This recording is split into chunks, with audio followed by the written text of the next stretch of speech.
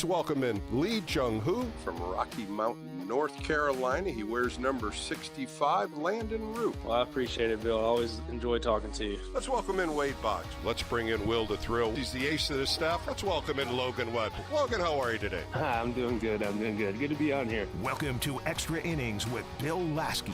Giants sweep the LA Dodgers. Sponsored by Lunardi's Markets of the Bay Area. Quite simply the best. Right here on your exclusive home of the San Francisco Giants. KNBR, the sports leader. Line drive, grabbed at first by Eldridge. The throw to home, and off the plate is Kisner. Welcome into a Saturday edition of the Extra Inning Post-Game Show with Bill Laskey. As the San Francisco Giants lose another one in the ninth inning, 3-2 in Boston for their 11th walk-off for the season. A heartbreaking loss, no question about it. The Giants had a 2-0 lead going into that ninth inning, and things just didn't happen. A walk, a hit by pitch, a potential double play, and it just continued until a ball was hit to Bryce Eldridge, throwing home to Andrew Kisner, and his foot wasn't on home plate. It was in front of the plate. An easy touch, a force play. Maybe a rush by Bryce Eldridge. Maybe Kisner should have caught the ball and had his foot on the plate. So many things happen in such a split second when that bottom of the ninth was happening. But you just can't blame the ninth inning. You just can't blame what happened in the bottom of the ninth inning. You got to look at what's happened on the offensive side. Only 2 solo home runs today. 11 left on base. 0 for 8 with runners in scoring position. 4 innings where they had opportunities to score, and they just didn't. And they put it to their bullpen. They put it to Dylan Smith coming in with a possibility of losing the lead, and he just pitched another gem to get out of a bases-loaded opportunity for the Red Sox to score. He got pushed out in the ninth inning, and he just didn't have it. He overthrew 4 pitches, walked. Sam Hedges comes in 0-1 on the hitter Jones, and he hits him. 2 big giveaways, 90-foot giveaways. Things that shouldn't happen in the bottom of the ninth inning. Things that shouldn't happen in any parts of the game where you're just giving the opposition layups. And that's what's been happening with this pitching staff. This is what's been happening in the latter part of innings. Challenging hitters, not giving up those walks, getting behind hitters. But you look at some of the positives in this game, and there has, and there will, and there was. And the first one is Blade Tidwell. What a performance he put on at Fenway Park today, going 5 2/3 innings, only giving up 3 hits, and 2 of them were infield hits. 2 walks, 7 strikeouts. He pitched a gem today. Carson Seymour goes out an inning and a third, only gives up 2 hits, 1 walk, no strikeouts. I question him going out in that 8th inning. I really did question that.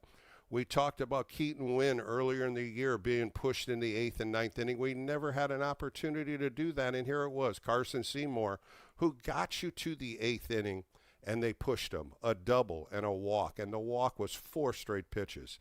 Things that these young pitchers are trying to do, trying to obtain, it's just not happening. You just can't have these guys click in the latter parts of the innings. That's why we've always talked about getting a closer, somebody experienced in the situation that nothing bothers them. But tonight, the bullpen once again failed. And it all happened in that 8th and 9th inning. I really feel that Carson Seymour shouldn't have not gone out in that 8th inning, like I just said. But once again, Dylan Smith comes in, punches out Abreu, punches out Contreras, gets a fly ball to end the inning. Boy, oh boy, what a remarkable job. And we saw that happen in Cleveland on Wednesday in a 1-0 game where he punched out the side in the 8th inning. He comes in and gets 2 strikeouts to end the game. But today, something happened. I don't know if he was tired going into that 9th inning. Maybe it was just a little more rest. He only threw 21 pitches. And in that game on Wednesday, he threw 30 pitches. But when I'm listening to the post remarks by Tony Vitello, he just wanted him to go one hitter. He had already penciled in Sam Hedges to finish this game. I don't understand where the love is coming from Sam Hedges. I know he's a veteran pitcher, a left-hander. He walks a lot of guys. He hits a lot of guys, and he did that today. So there is no reason of what's happening in the 8th and 9th inning anymore. It's really a crapshoot. What is Tony doing? What pitchers can he throw? What pitchers can he go to? JT Brubaker could have started maybe the 8th inning. So many ands, ifs, ors of how we play this bullpen.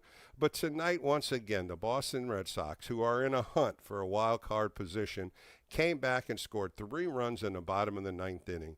They're 21-7 in Fenway Park since the middle of June. They're 38-13 ever since Chad Tracy took over being manager. This is an electric team. This is a team that doesn't fight until the last out is made. And today they did that, and they pulled this game out from the San Francisco Giants with a lead of 2-0 going into that bottom of the 9th inning, and the Red Sox ended up pulling this one 3-2. Willie Adames, what a play, and a couple plays in the defensive side he made, but it's 2 for 4 today with a home run. Some nice hitting out of Willie Adames. And Andrew Kisner getting his first hits of the season for the Giants. He was 0 for 7. He hit a solo home run, ended up going 3 for 4. But there were so many times in this game, runner on second in the 2nd inning, nobody out, didn't score. They had bases loaded with 2 outs in the 3rd inning and didn't score. They had a runner on first base in the 6th inning. He never moved. Then you go into the 8th inning, 2nd and 3rd with 2 outs. A ground ball ends the inning. And in the 9th inning, bases loaded, and Bryce Eldridge hits a line ball right to the second baseman. So there was opportunities to add on in this game, and the offense just didn't do it. But, these are heartbreaking losses, no question. When you're looking at this team, they've lost 10 out of 13. They've lost 15 out of 20. They're 1-4 on this road trip. The dismal seasons continue. They're 52-77 now, and they're just getting heartbroken by some of these losses. And how do you get back up and try to beat Boston tomorrow in an afternoon game? The momentum's on the Red Sox. The Giants somehow, some way have to rely on offense tomorrow, and then they can do it against a left-hander, Jake Bennett. Jake Bennett's pitching for the Boston Red Sox, and the Tugboat's getting his second start, Matt Wilkinson, and that's first pitch at 12:15. So what do we do? What do we say? Is it Tony Vitello's fault? Is he choosing the wrong pitchers and wrong times? Has he got a game plan going into these late innings? I throw it out to you, 415-808-KBR. Love to hear how you would manage this team going into these late innings. I'm Bill Laskey. This is the Extra Inning Post-Game Show. Let's get these phone calls going and hear what your thoughts are on a heartbreaking loss by the San Francisco Giants today, 3-2 in Fenway Park. More coming up right here on KBR, the Sports Leader.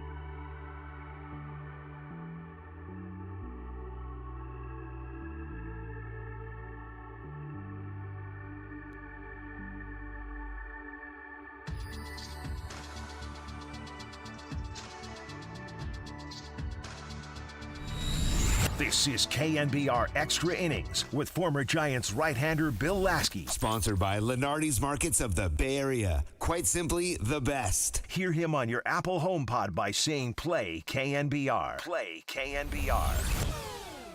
A line drive down the left field line. That is going to the wall. Off the wall. Here comes the tying run. Here comes the throw to third. Safe there and over to second base. Goes Sogar.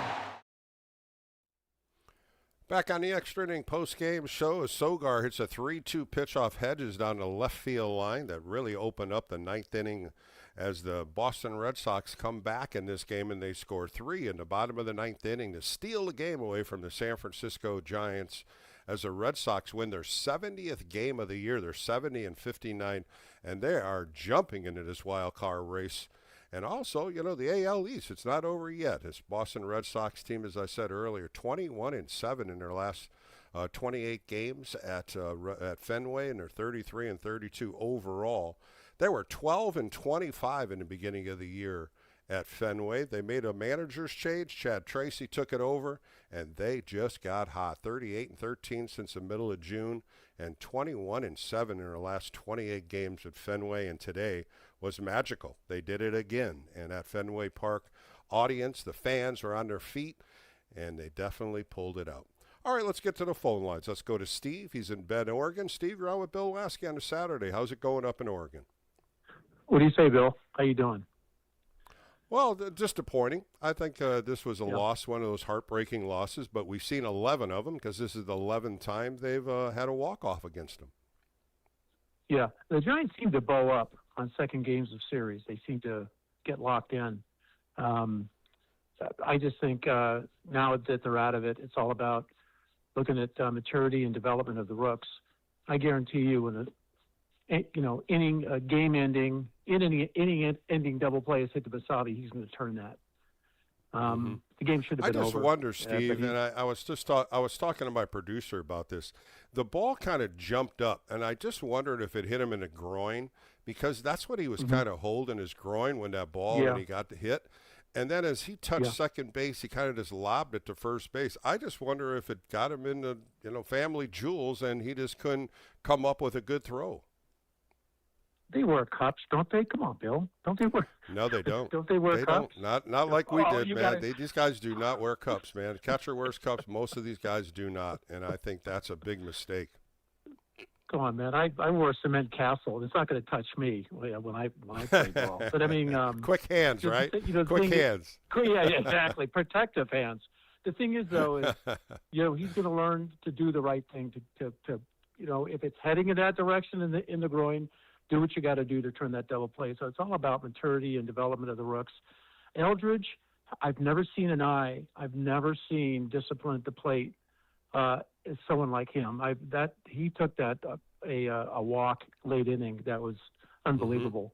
That guy, we got to hold on to him. We got to hold on to him and his defensive skills. Let me ask you, Steve, improved. on that play, the play that ended the game, right? Let me ask your thoughts on it. Eldridge picks it. You think he had more time to kind of set and make the throw? I think it was he hurried it a little bit, but I don't believe that Kisner was waiting for the ball correctly. I don't think he even thought it was coming to him. He wasn't, but he should. But you know what? I think the hysteria and the wave of the Red Sox just crushed the umps. They wanted to get off the field. I mean, they should have had a wide-angle lens on that. I thought he was out. They needed to spend a little more time. I've seen MLB take a little longer on plays, especially games that decide, plays that decide the game. They should have waited a little longer on that. But when you're tearing jerseys off and you're dumping Gatorade, right.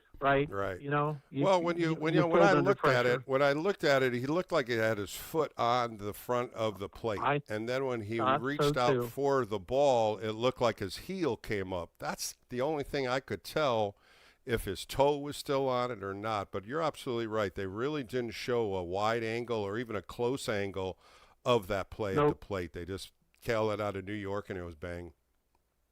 Let's talk about Tony's managing. He's got a fascination with Gilbert, who, by the way, had the sombrero struck out 3 times. And then, of course, our friend Sam Hedges goes out there. I agree with you. I think Seymour had a lot in the tank. I think he gave away a lot of his style. He said, I only had him out there for one batter. But if he plays by the gut, like a boat, I hate comparing him with somebody that's got, 2 guys that have a total of 150 years in the majors, like Baker and Bochy. Coaching from the gut, he should have stayed with Seymour. I agree 100%. But that's not going to happen. He needs to have these games under his belt. Posey picked him, and they didn't go out for a closer. They wanted offense. They need to set a guy in the closer. That's where it really falls into it. That's where when I look at 11 walk-offs, that's where the unexperienced pitcher in that 8th or 9th inning, especially at Fenway Park, when you go to ballparks like this where the crowd is just in your ear, they're right so close to you. Hey, it's a different heartbeat. It's a different way of throw. And like I said before, he hits the first guy he faces, the hit by pitch right off the bat, and he made it first and second. That was just the downfall of that 9th inning. Yeah. I wonder if the Giants lead the league in hit by pitch. I wouldn't be surprised. That seems to always be hit one by pitch and walks in the 9th inning. The walks again. You look at the 8th inning where Seymour gives up a double and he walks Sogard on 4 straight pitches. They're not even close. Yep. That just tells me the confidence factor. That's what that plays into. Yeah. Tidwell, effectively wild, and his balls were up and they're swinging at these high pitches. I've never seen that before. Elevated I'm not going to say. Elevated fastball, but effectively wild. I wonder if he did that on purpose as a strategy. But I listened to John and Javi. Yeah, listening to John and Javi. Javi said that the biggest scouting report they had on was to pitch guys up, especially Abreu, who loves the ball down as a lefty. They stayed in on Contreras, really on his hands, and great scouting report on both of them. Abreu punches out 4 times before he hits that bullet to Eldridge. I thought they pitched these guys well. Logan Webb had a tough outing yesterday, and today I thought Tidwell just came out and carved them. I was very impressed with the way he pitched today. We look back in the days of, Duvall and the setups that he had, and we're thinking, boy, those were the golden years. But Duvall wasn't all that Steve, good. Thanks for the call. Thanks for the call, Steve. I got to move on. Let's go to Glenn in Visalia. Glenn, you're out with Bill Laskey on a Saturday. What's going on, Glenn? Bill, I think Dylan Smith did an awesome job. And Bill, the last couple outings, he sure has. and Treadwell, Bill. Last time he pitched walked 5 or 6, and he only walked. Yeah, he walked 5 3. against Colorado. The Giants, Bill. Either it's a pitching or hitting. Why can't they put things together in one game? It just the Giants played. Well, I got to say one thing, Glenn. This is the kind of year that's happening. When we look back at the year when they won 107 games, they didn't have any issues. When you're losing like this, it seems like it just keeps carrying on where that hill gets deeper, and you can't come up that hill anymore. And this team right now, they fight. They fought today, a couple home run balls. The offense just couldn't come up with a clutch hit, and it turns into the 9th inning, which has been a disaster all year, and once again, it hurt them. Well, Bill, I want the Giants to rock this guy Miller. He didn't pitch very good against the Giants. All of a sudden, he goes to a good team, and now he's pitching? Come on. Yeah. He's been lights out for Boston. He really has. He inconsistent over here. He had times where he threw the ball well. He had a ton of injuries, a lot of lower back issues, and last year he had some arm issues. This year he gets moved to Boston, and he's become one of their better pitchers of their bullpen. I think the Giants can rock him, Bill. He's not that good of a pitcher in my mind. Maybe because... Well, I'm going to disagree with you there, Glenn. He's got really good stuff. It was just where he fit into a bullpen and how much he was going to pitch. But right now he's on a contending team. He's happy in Boston. The trade came over here, and that's what was moved on. And all we can do is wish him good luck. That's all we can do, Glenn. Yeah, Bill, but I agree, but I'm a Giant fan, and I'm always going to root for the Giants, and I'm going to take your attitude, Bill. I hope he does well. Thank you, my friend. Well, thanks, Glenn. I appreciate your call tonight, Glenn. Thanks so again. Let's go to David. He's in San Francisco. David, you're on with Bill Laskey on a Saturday. A disappointing loss once again as the bullpen blows it in the bottom of the 9th for 3 runs for the Red Sox. Bill, how are you? Well, disappointed. I really believe so. My open was it wasn't just the bottom of the 9th inning that bothered me. It was all the players and runners that were left on base. They just couldn't come up with a key hit, couldn't come up with a sac fly, and the offense was just 2 solo home runs. So both sides of this game was miserable when it comes down to the end. But, Bill, you nailed it when you said, is it him choosing the wrong pitchers at the wrong time? Because to me, Vitello, he's had no feel all season, and to me, he's getting even worse. I mean, I agree. I just don't. His body language, he's always a day late and $1 short. And, why do you bring out Seymour to start the 8th when he finished the 6th, pitched the 7th, and the 2 hitters to start the 8th are left-handed hitters against a right-hander? Right there with you, David. And the thing about that 7th inning, if you remember, Willie Adames went out there when he went 2-0 on the hitter, and it was against Duran, and he had just given up a base hit, and everything was fine. He got a ground ball, and he had a runner on first, and he had Duran up, and he went 2-0 on Duran, and they had a mound visit. And I love that. I loved him pumping him up. And what does he do? He gets a fly ball in the next pitch to center field. Everything was calm, but you could tell he was nervous. You could tell he was uncomfortable in that inning. And he gets a ground ball to end the inning.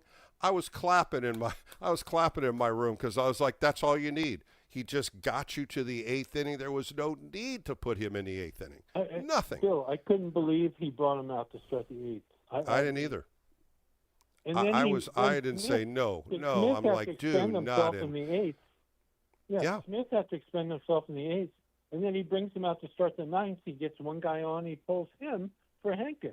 I mean, oh, my God. Well, in the post-game remark, David, in the post-game, which I was listening to before I came on, he said he had already penciled in Hedges for the second hitter. And I was like, what? So if Smith would have struck out Durbin in the bottom of the 9th inning, you're going to pull him already? I couldn't believe when I heard that on the post remarks. I was like, You're already making that move, and here a guy just punched out 2 and got out of the 8th inning with bases loaded, and you were already penciling him if he's only got 1 hitter, you're already going to Hedges? I just didn't understand that thought pattern. Now, he walks him. He walks him on 4 pitches. Okay, so he went with Hedges. What did Hedges do? Hit by pitch. So I knew right then and there it was not going to be an easy 9th inning. Yeah. But it's like in the 6th inning, Sidwell had struck out the left-handed hitter, and he had a right-handed hitter coming up, and he pulled him for, because, Bill, Contreras. he sits in this dugout like he's a remote spectator. I'm sorry. It's just. Yeah, well, his mannerisms doesn't give you confidence. I can tell you that right now. Watching him all year, the mannerisms and the arms folded, not knowing what decision to do, it's showing a little bit more now. And finally, Bill, did you see the thing between the 8th and 9th inning when Adames came up to him and wrapped his arm around him? No, I didn't see that. Did you see? Oh, Bill, go back and watch the game. Well, you can't. It's not on NBC Bay Area. But, Bill, Adames comes up between the 8th and the 9th inning, and he's like wraps his arm around him. All of a sudden, I'm like, where are the boundaries? The game's not over. Around Tony? Even if he wrapped his arms around Tony? I didn't see that. Vitello. Wow. Bill, go I back didn't see and that go at into all. Fox. Try and get that video. I was like, what is going on here? Yeah, And that that's was not a just good. because That's we not a found out good. in the That's 8th not a inning. good look right there. And And why do you Bill, think he did it, Adames- David? Any idea? Adames of all people. No, but I'm saying, mean- any idea why you thought he did that? Was there a reasoning? Who, Adames, or why Vitello Yeah. let him do that? No, I'm just saying the whole thing. What was the reason? Why do you think Adames did that? Was there something I missed have in no that? idea. It was Bill. I'm not a Yeah. fan of Adames, and I never want to try and understand what he's doing on any. Yeah, I don't moment. understand that one. Yeah, it was. They ended up making that error into a hit earlier or later in that game. That ball that he skipped to Eldritch, that was his 19th error, but they changed it to a hit. And the same thing they did for Basabi on that ground ball out in front that Rutschman threw over to first. They gave him a hit, and then they gave him an error to go to second. Boy, I tell you, the scorekeeper in Fenway's got some happy boys getting hits like that. Yeah, I will say this. I do think the Basabi, when he got hit in the crown jewels, as you say, that replay, that was pretty close. I think we may have actually gotten the double play, but there wasn't enough to. But anyway, there wasn't nothing on the throw. That's what I saw. I don't know if he was in such pain where he couldn't have stopped and had a pivot on the throw and made it a little harder to first. And as he was crossing the base, I didn't know what hit him because the ball was hit so good and quick, and it must have skipped and hit him. And then he picked it and ran to second, and then the throw to first was kind of like a lob. But that was a tough play right there. That would have really erased a lot of things happening in that 9th inning if they could have pulled that double play. Oh, absolutely. But, Bill, use whatever you can. Try and go back and find out the video between the 8th and 9th inning, because I did not. But thanks, David. Thanks for the call tonight. I appreciate it. Let's go to Ed in Petaluma. Ed, a tough night for the Giants. What did you see in this game tonight? Okay, there was a couple of things I want to discuss. The first thing I noticed is usually when there's a forced play at home plate, the catcher is standing up like a first baseman. And this guy stayed in the squat the whole time. So where is Eldridge? And his mask was still on, too. He still had his mask on, too, which kind of I didn't understand why he couldn't have got his mask off either. I don't think he was expecting that throw. I really don't. That's true. And then is it because they sit on one knee, they can't get up so fast? I don't know. The other thing I do like is the kid playing left field. He seems to know where to throw the ball on every play. He doesn't try and overthrow bases. This is the left-handed kid playing left field. Yeah. Yeah. He threw that ball to third base off the wall, and they were saying maybe he could have split the runner, but that's a double. There's no question that's a double. When Sogard hit that ball to left field. So he was more or less getting the ball in as fast as he could to third base to hold that runner at third. Yeah. And I have a question since you pitched. So why is it a starter can go inning to inning, but a reliever cannot sometimes? A lot of these guys are gauged just to go one inning. they're gauged to go 20 to 25 pitches. That's what's changed in the game of baseball. Of course, Ed, you know, back in the day, some closers went 2 innings, some closers went 3 innings, some closers went an inning and a third. I remember interviewing Goose Gossett. She says, I seldom had 1 or 2 outs. I always had to go an inning or an inning and a third. That's what I wish they would push these guys a little bit. You know, when you look at Dylan Smith, the last outing when he was in Cleveland, he threw 30 pitches. Today he threw 21. That 9th inning when he threw those 4 pitches that weren't even close, I questioned him right there. I was just wondering, a little nervous, a little yippy, you know, and he gets out of that 8th inning. It was beautiful, you know, and does he start the 9th inning? I say yes. Do I give him against the second hitter? Maybe.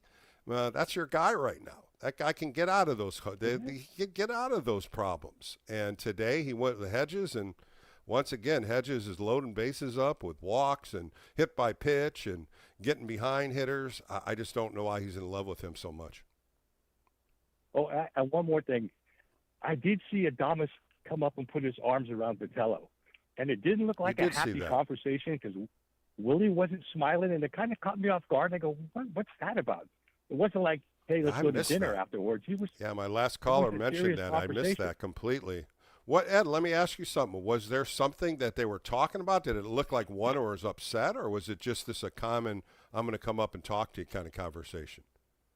No, he had his arm around him like he was consoling him. That was the impression I got, because it wasn't a smile, and it didn't look like, I don't know what they were talking about, but you could see it on Vitello's face, and Willie was kind of like, you know, maybe trying to uplift him. I don't know, but it caught my eye. Your caller jogged my memory because I didn't understand it. I don't know how I missed that, because I usually listen to the game on KMBR and watch it, because I don't watch the telecast with the announcers. I like listening to John and Javi. I get a lot more information from them, and you're about 3 pitches ahead of what you're watching on TV too. That's what I like about it. Oh yeah. Well, thank you, sir. Ed, I thanks hope you for have the a great call. night. You're doing a great work. All right, bye-bye. Thanks, Ed. I appreciate it. Let's go to Bob in Redwood City. Bob, you're on with Bill Laskey. A tough game for the Giants tonight. They got one more in this road trip. They got to salvage one. What'd you think of it, Bob? You know, it's funny. I'm listening to the call. I know you're bummed about the loss, but I gotta tell you, man. Well, for me, basically the season's over for the Giants, right? So I'm just looking for wins as far as like individual players. But I gotta tell you, one thing I saw, Tony Vitello made a great move, you know, with Dylan Smith taking him out. I think that you got to save that guy's ego, because had he gotten crushed in the 9th against a baseball team that's playing off the charts, you know, off the planet, you know, Boston's incredible. So I think you got to save that guy. So let me ask you this, Bob. Let me ask you this, Bob. Yeah. If he strikes out the first hitter, and like Tony V said on his post game, he was bringing Hedges in, would you have left him in if he would have got that first guy out, or would you have pulled him? I would have left him in, try to get another one, but he walked the guy. Try to get another out. Saved him from the humiliation. I just think. Oh, I totally understand what you're saying. That's a valid point too, Bob. It really is a valid point for what he did in the 8th inning and what he did in the 1-0 game in Cleveland. Kudos to Dylan Smith, man. He's a little bad. I could say a word, but I'm not. He pitches well. He pitches with a lot of cojones. Well, the one thing is, I think the one thing I got out of it too is that you saw a baseball player that was clutch. Playing against the whole park in Fenway, he was clutch, and I haven't seen so little of that with the Giants. Just clutch moments where everything's on your shoulders, you got to hold it together, and that's what he was. And I'm sitting there going, but then, you know, in the back of my mind, I go, oh, the 9th inning's coming, and Boston's just playing in fuego, you know. And I tell you, it's tough in Boston, just like Yankee Stadium, right? This is exactly the den of horrors, because that's what you come into in that bottom of the 9th inning, and you cannot give them free passes, and you gave them a walk and a hit by pitch. You gave them 2 free 90 feet freebies. And against a team like this, you can't do that. You cannot do that. No, the Giants are, you know, they're bad, but hey, I'll take that. And the other thing, I think with Adames, and it was in between Adames and Vitello, you know, Adames coming up to him between the 8th and the 9th, I think maybe he was congratulating him on how well Smith pitched, because it was like, the Giants are in this game. The Giants could win this game. Well, and the other thing, too, I was really happy to see Carson Seymour come into a clutch situation, and he gets Contreras a little fly ball to third. I was really happy for him to come in. And then that seventh inning gives up one hit. And he got through the seventh inning, and I was like, that's it. You don't need to push him anymore. You got exactly what you wanted out of this young kid who's trying to learn to throw out of the bullpen. But when he went out in the eighth inning, I just thought this isn't going to be good. I just felt that the eighth inning, it was just more nerves. He was trying to aim the ball, overthrow the ball, and I didn't like that move by Tony V. I would have not had him going out in that eighth inning. There was too many good guys in the bullpen. Brubaker's down there for one that could easily gone in the eighth inning. Dylan Smith could have started the eighth inning. I just thought that was one move of the pitching staff that he didn't need to push him. Yeah, he needs a lifeline called a Bochy on how to manage pitchers. I mean, mid-game lifelines. What do you think, Bruce man? Bochy on line one, right? Yeah, that's true, Bob. He's getting he gets a little bit robotic and a little panicky in his decisions because he's thinking about the ball player's ego and about what he wants to do, and not he's putting, I guess you could say, his emotions in his decisions instead of the situation. What's my best options for the situation? He's worried about ruffling people's feathers, or whatever's going on in his head. Maybe that's what Adames is trying to soothe. Because the dude, he's young. Maybe is that. Maybe he's trying to let him, relax a little bit. Maybe he's putting so much pressure on himself he can't make these decisions. But he's got so many good people in that dugout to help him, and he sometimes doesn't do that. And I'm sorry, if I'm in that dugout, Ron Washington's sitting next to me, and I'm asking Ron Washington his thoughts on every move I make. And I don't know if they're doing that or they don't want him to do that, and they want Tony to be on the plank by himself. Maybe that's a learning tool that Buster Posey wants him to do. Well, the funny thing is, I look at Ron Washington, and I look when they have him show pictures in the dugout. That guy is a poker player. I can't see one single emotion. Yeah. He's just stone cold. Yeah. And it's like, obviously he's got the experience of a manager. You don't show your cards, but you would think he'd be going, move. I don't know. Maybe he's trying to figure it out too. Well, he's got it figured out. It's just, do I give my opinion or not? And I think that's the big question mark on what Buster Posey's telling Tony. If he's got to do it himself, you learn by what your moves do. And maybe that's why we're seeing some nonverbals of him, because he's definitely stressing out a little bit more now as we get into the month of August than when he first started. A little more gray in that beard, I'm noticing too, Bob. So the stress is definitely coming out. But go ahead. Yeah. Anyway, just a final thought. It was just, and Ron Washington, he's an old dude. I thought they could speak their mind and not worry about anything. They can act crazy, speak their mind, and Tony would respect it. Well, you know what they always say, right, Bob? They say stay in your lane unless somebody asks you what to do. And I think that's what all these coaches do. They stay in their lane until somebody asks them, and I think that's when they give their opinion, because this is a coaching staff that are a lot of young coaches and there's some veteran coaches. And you got Tony V's learning on the call, and this is what's happening. And, boy, he's taken a lot of gut punches lately, and this month of August is just going down faster and faster. But, Bob, thanks for the call. Thanks for all your thoughts. All right, we're going to take a quick break on the Extra Inning Post-Game Show. Got a handful of calls up there, 415-808-KMBR. Steve Kroner's going to join me later in the show. And I sat down with Jacob Hayward. He's the manager of the Eugene Emeralds, and I have a great interview later in the show about that team, the Emeralds, and a lot of young players that came through the trade deadline. We'll talk about that and get to know Jacob Hayward a little bit more. So that's all coming later in the show. I'm Bill Laskey. We'll be right back on KMBR, the Sports Leader.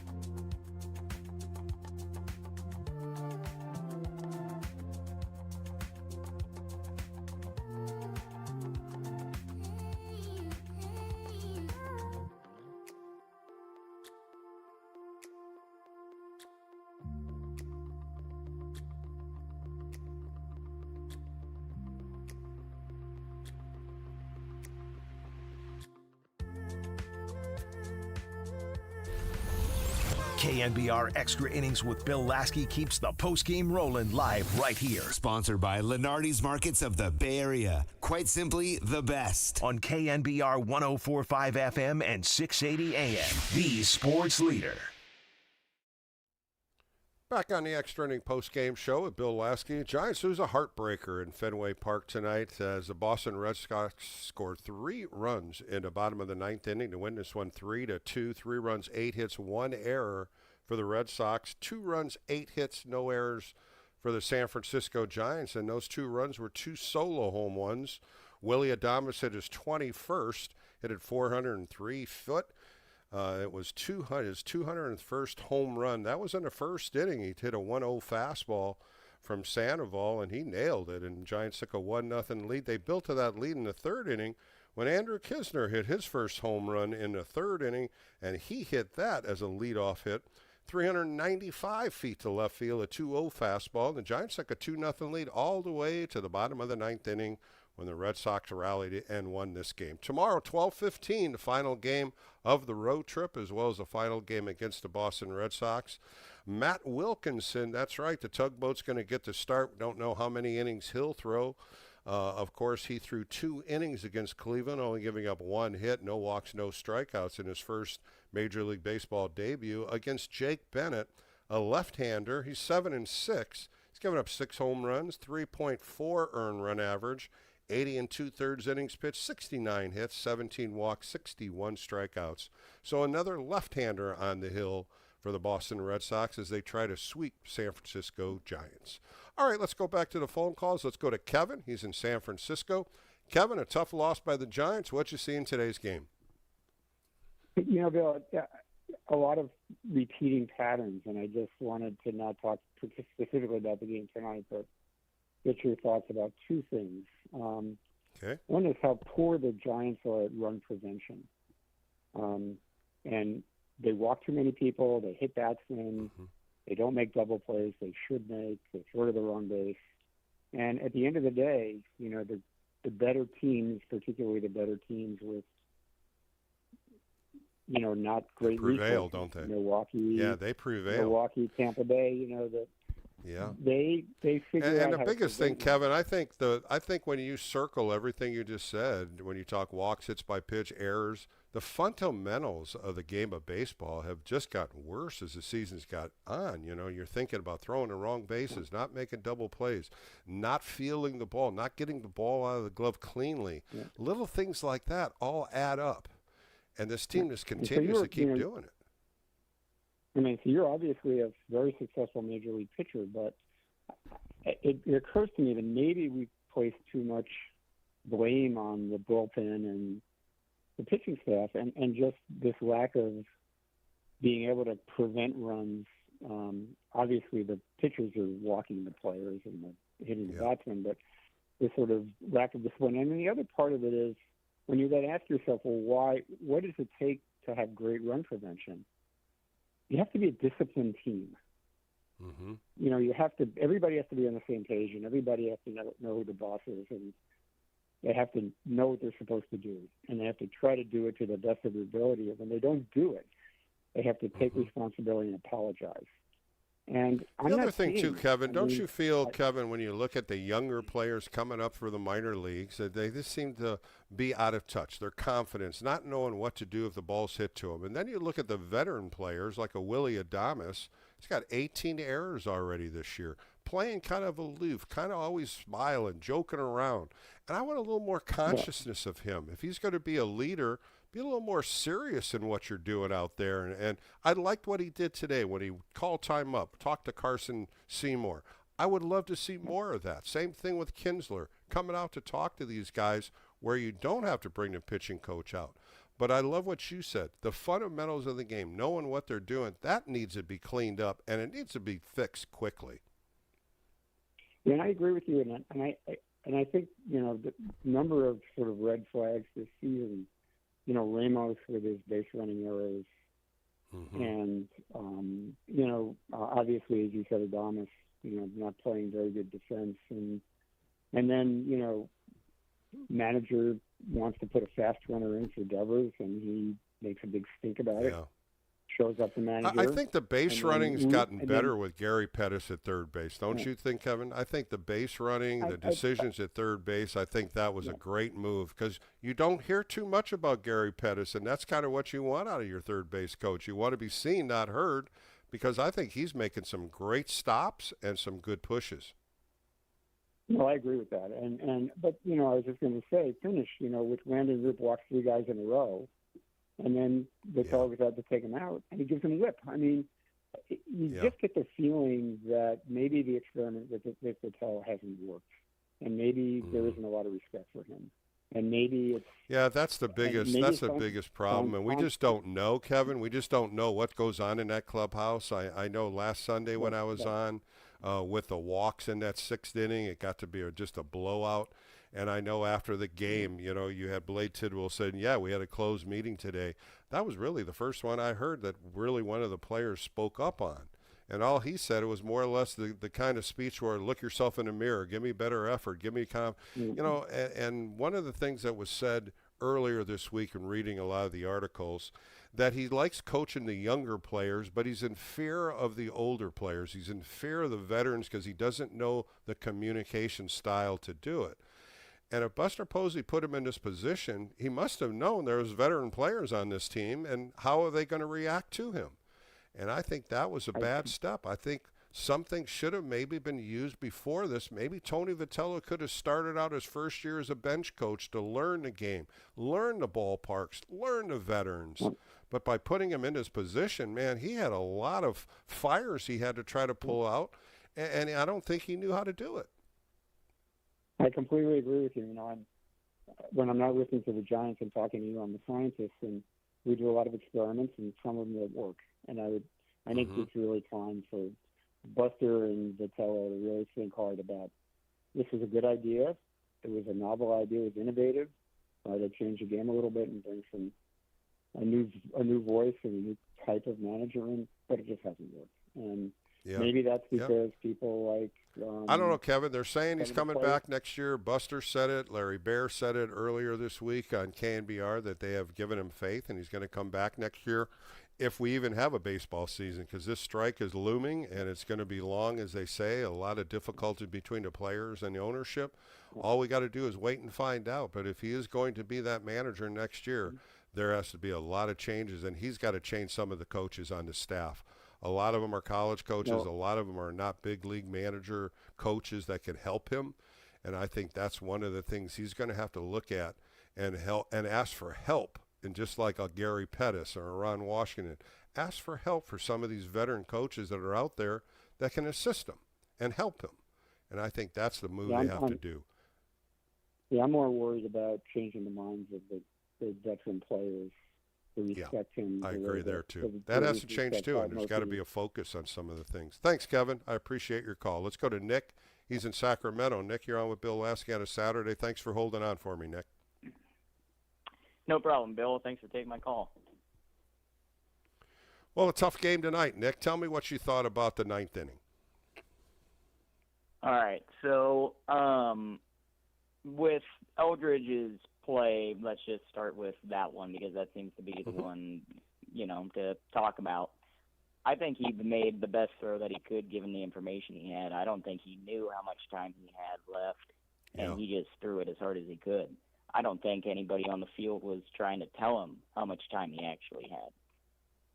And it's such a bang play, Nick. You're sitting there, you got bases loaded, a bullet comes down to you, you pick it backhand, and you just try to throw it to home base as fast as you can. And it might have been, not a hard throw, but it was good enough. I don't think Kisner thought about it. I don't think he was realizing that he had a home plate force.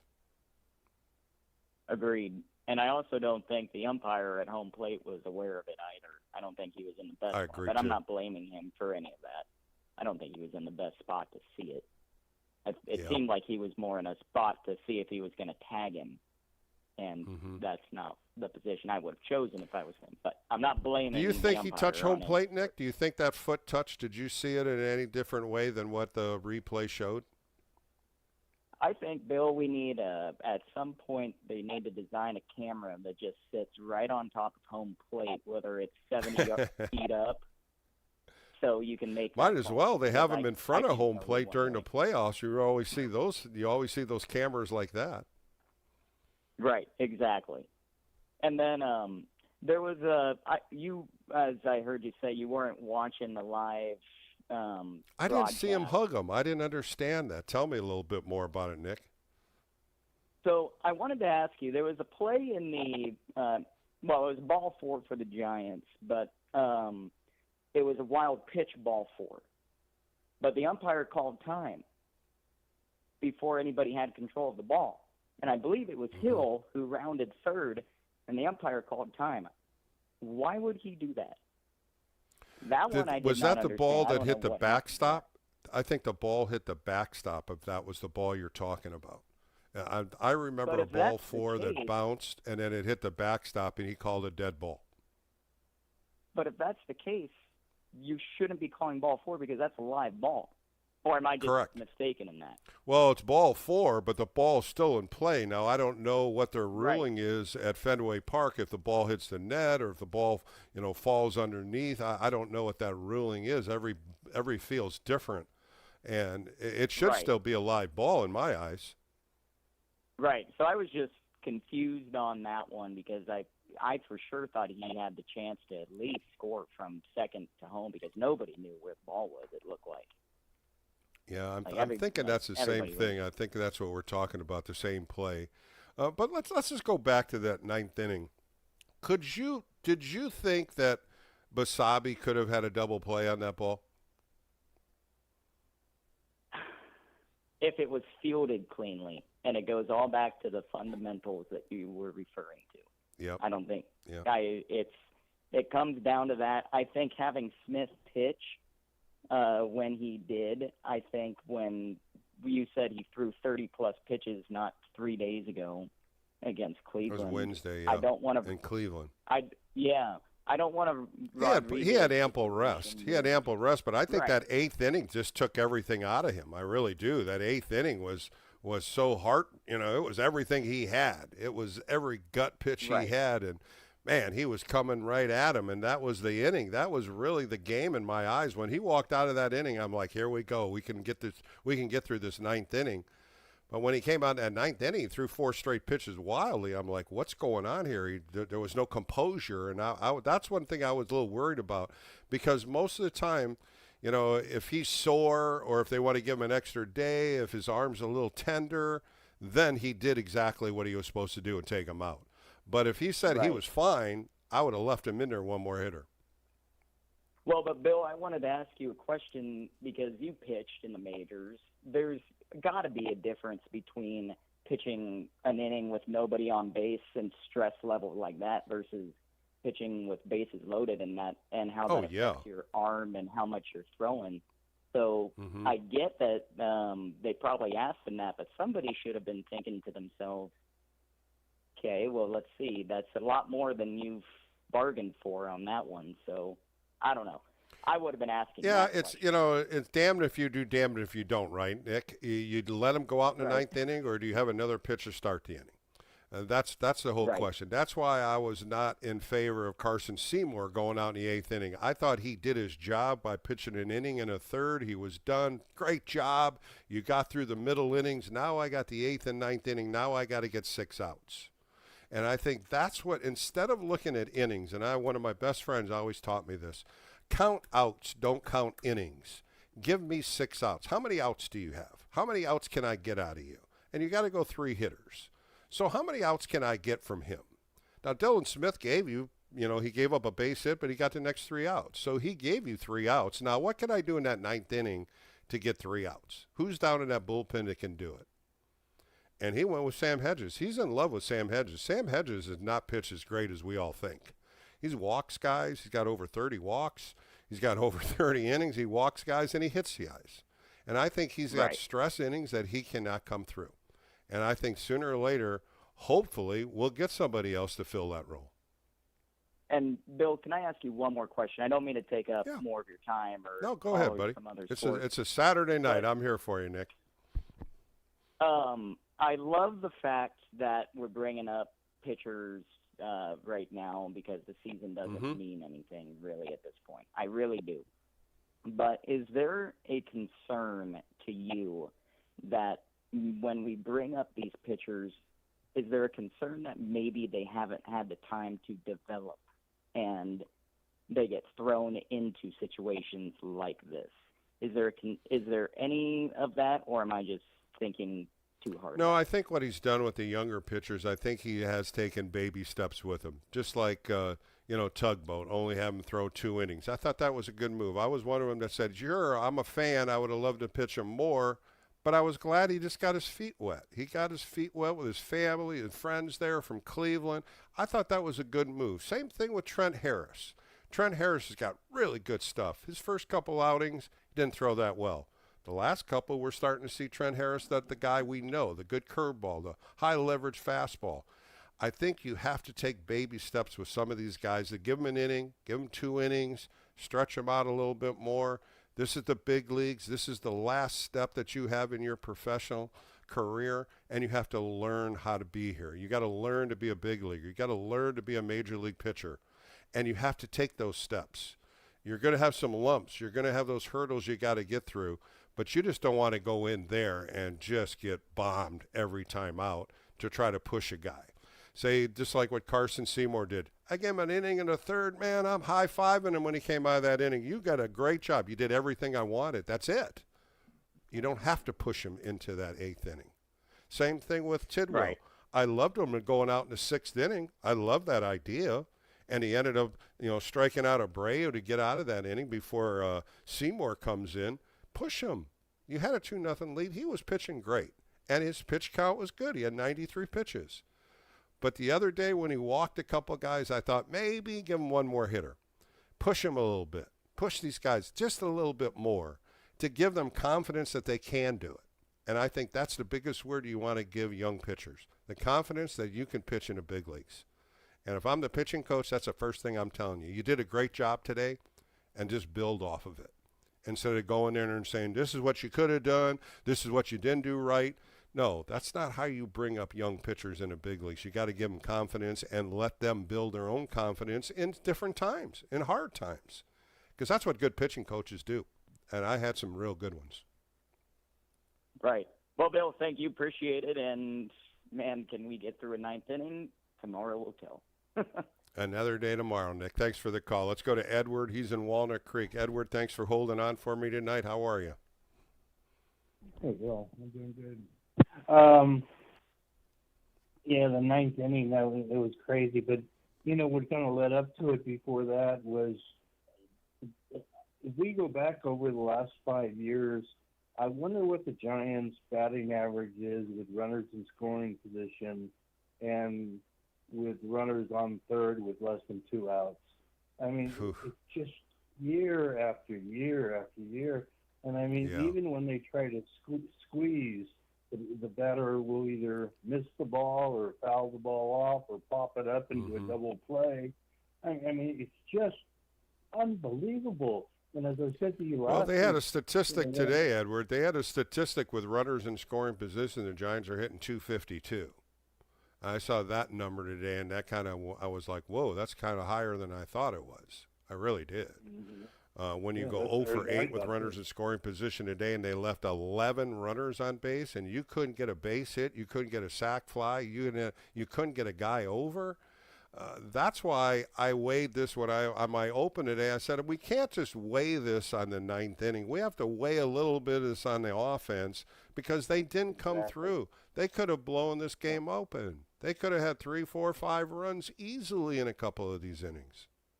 Yeah, it could have been 6-0 going into the 9th inning. Yeah, and then the pitching wouldn't have been an issue. I mean, when was you wouldn't have to come down, nail biter again. Yeah, right.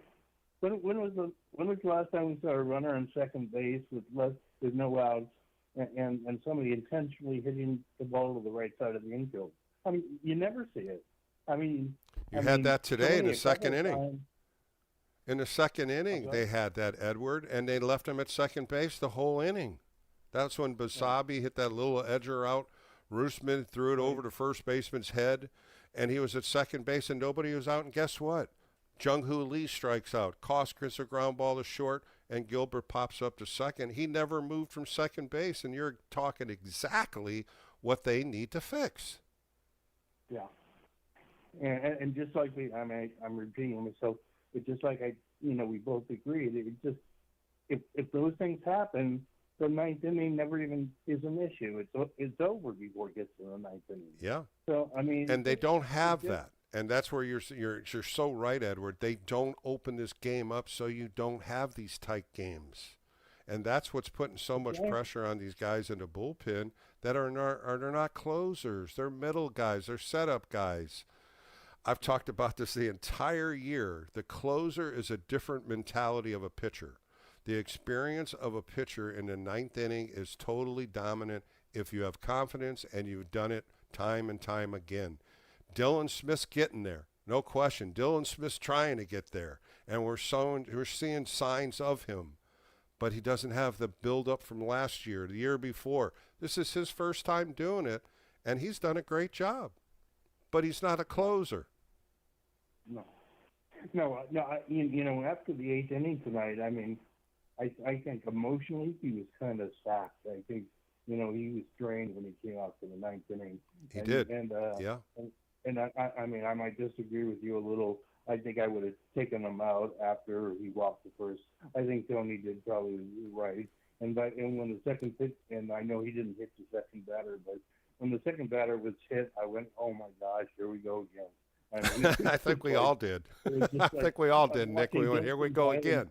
That's what I said. I said, here we go again. You just gave him two 90-foot free ones. Two 90-foot free ones in the bottom of the ninth inning in a 2-0 game. I really thought they were going to try to bunt him over. That's the first thought I had when it was first and second. But they didn't. Yeah, they almost hit into a double play ball that would have erased that whole inning. You know what I would love to see, and I know it's never going to happen again, but when you were growing up, and I was growing up, in the 60s and 70s, and you were playing ball, at an early stage, on all the stadium walls, every one in the major league and probably in the minor leagues, there used to be words on the stadium walls that used to say two words: no pepper. And I really think that takes. I really think that small little game does help, because I think it improves your that concentration, and I think you become better runners that way. I think you'd be able to hit to the right side more often, because if you remember, you'd have 4 or 5 other players around you. Oh, and you know what? It gives you in the game. You're quicker. And I don't know, you've probably listened to a handful of my interviews. Denny McClain, the last one, I asked him, how are you such good in pitching? How are you such a good defensive player? You were a good defensive pitcher. He had less than 10 errors in 10 years of pitching. And you know what he said? We played pepper every day. And I was like, wow. And it was not the first time I heard it. I played pepper. We used to play pepper. We played flip right after it. So if you caught it, you flipped it to each other, and you get more hand-eye coordination. I remember that. Yeah, it was those. I still think pepper should be brought back in, and pitchers should do it, just like we would always used to do. 4 or 5 guys go down in the corner and play pepper, and it's a good, quick game. It's good reaction. Yeah, well, when you watch the Giants play and their lack of fundamentals, something needs to be done, and I'm wondering you really stay up. I can tell you really stay up on the Giants minor league system. I would like to see why when the minor league players come up, why they're so lacking in fundamentals and why they're not taught that. It's nerves. I'm going to tell you right now, it's nerves. It's not being confident. I'm sure you've heard me say this 100 times. You go back to Little League, if the ball's hit to me, what do? I've always said that to every player I've coached or every pitcher I've pitched. When you pitch the ball, what do you do with the ball's hit to you? Is it a forced play? Do I go to second base? Do I run over and flip the ball to first base? These are all things that you should have in your brain and knowing what to do once you release that pitch. And I just wonder if they do that. Another thing that somebody had mentioned it to me a couple shows ago, how come they don't do infield and outfield before the game? Because we used to do it all the time. Pitchers used to go out there and shag. We used to be in line for the guys throwing the ball in. that was something that we always loved to watch the opposing team do, and they don't do it anymore. So why not change up everything and do infield and outfield every day and push these guys? Something new, something different. Bring it back. It may work. Even Mike Bruco, you just said last week, he said, when he was playing, after every game, he said the team would, in the clubhouse, they would sit around for half an hour, and all the or players, more, and they would discuss what went right, what went wrong, and what they could improve on. And he we said, did it all the time. They just they shower, they do their quick interview, and they're gone. And they do their training work, they lift, or they do their own individual thing, and some guys just shower and get the hell out of there. It's not sometimes like that. I just wonder why it can't go back. Why can't we just relax and the game's over? Let's talk about some of the things that went on today and not just blow it off and do it tomorrow. That's when it's fresh in your head. That's when questions come out from young pitchers on what was I supposed to do, what didn't. And today I saw when Blade Tidwell came out of the game today, he and Logan Webb were talking, and I love that because I want Logan Webb to talk to these starters a little bit more. I would love to see him teach a little bit more with Landon Roop for one, and Tidwell for a second one. These kids are learning, and Logan Webb, even though he had a bad start yesterday, he's that anchor of that pitching staff, and I want to see more of that. But we'll find out more, Nick. But thanks for the call tonight. Really good stuff. I appreciate your time. Let's go to Andrea in Berkeley. Andrea, thanks for holding on. How are you tonight? Good, Bill. How are you? Tough loss. I think all Giants fans feel the same way. We thought we were going to win that game 2-0 going into the bottom of the ninth, especially what Dylan Smith did to get out of the eighth inning. The momentum was on the Giants' side, and it just didn't come out the Giants' way tonight. Yeah, no, that was pretty dramatic. One thing that was an interesting cosmic coincidence. Today is Carl Yastrzemski's birthday. He was born August 22nd, cool. 1939. Yeah, and remember Mike Yastrzemski when he was with the Giants? Yeah, he's born August 23rd, 1990. So yeah, they had that day when Mike was with the Giants when Carl threw out the first pitch at Fenway and Mike caught it, and that was pretty cool family day there. Yeah, so, baseball is rich in history in that way, and it's special. So I wanted to mention that. And it looks like you can have a quality start with 5 2/3 innings because Blade Tidwell definitely had a quality start. You don't need 6 No, it's got to be innings, 6 innings, Andrea. It's got to be 6 innings for 3 runs or less. Yeah, that's what the quality start is. But in my eyes and your eyes, I thought he threw well enough to have a quality start because he threw the ball well tonight. He did, and what is he, June 8th, 2001, energetic Gemini, definitely threw the ball really well, definitely threw it to win. And Willie Adames, 2 for 4, home run, 21st home run of the season. Mm-hmm. Yeah, so, taking a page out of your positive energy playbook. He's born September 2nd, 1995. So there were some good things, but it just really unraveled in the bottom of the ninth. I mean, at Fenway, it doesn't get more dramatic than that. Yeah, it was. And you know what? You got the Fenway crowd. They didn't leave tonight, Andrea. Every one of them stayed. 36,000 fans were there, and they were loud and proud. And that's what's tough when you get into playoff baseball. You know this. You covered the Mets for many years. And when it's playoff baseball, fans know they got energy, and they're going to try to change the momentum, and they did tonight. Yeah, that's a tough crowd, Fenway Park, the Green Monster, whole vibe and energy around that park, the aura, even the announcers were saying it's very mystical. It has quite an aura. It's like, oh, well, it's an interesting way to put it. So and that's what puts pressure on the opposing team too. That's why the whole conversation tonight is to have that experienced closer. You look at Chapman on the other side with Boston. He doesn't frazzle. He doesn't even think about it when he comes in the games. He's looking for 3 outs. Right. And the good closers, you've seen him with the New York Mets, and I've seen him with the Giants back in the day. Rob Nen, Rod Beck. These guys don't think differently. Yeah. They think about getting outs, and they challenge hitters. Right. Yeah, and we just don't have that assured We don't his have that yet. energy anymore. Yeah, that's where Buster missed. We had Ryan Walker, and that's what he put everybody into. He was Ryan Walker is going to be our closer this year, and that's what he put everything in his hat with Ryan Walker, and he didn't have a backup plan.